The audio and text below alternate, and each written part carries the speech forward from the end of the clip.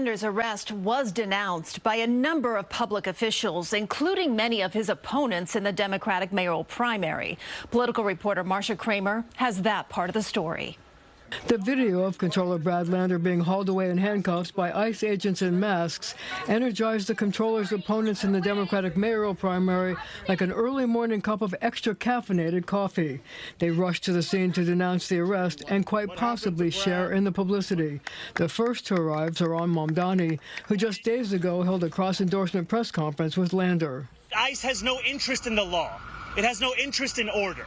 It only has an interest in terrorizing people across this country. I think it was a disgusting display of the thuggery of Trump's ICE.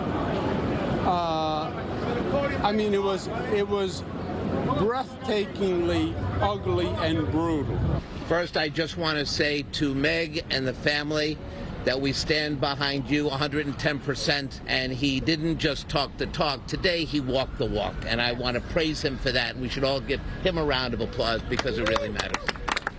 This is disgraceful. Thank you.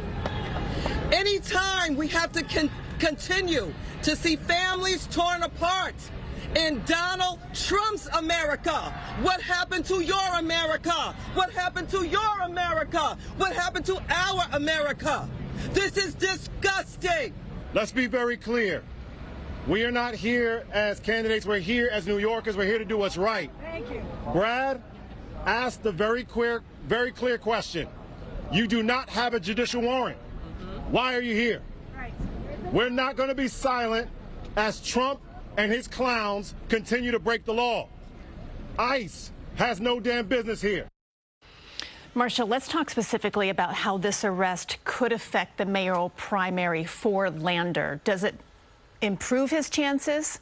Well, I'm sure, Christine, that he's hoping it will improve his chances. Look, the ability to stand up to Donald Trump is a key part of what this campaign is about.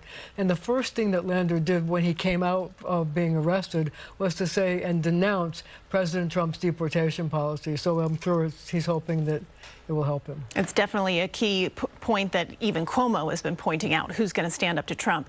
Let's talk about the incumbent candidate, Mayor Adams. He was one of the few people that didn't come right out and fully support Brad Lander. He said it wasn't about Lander, it's about the immigrants. Why did he do that? Well, first of all, I should remind you that they have never really gotten along. They've never been friends. And the mayor has denounced him from time to time.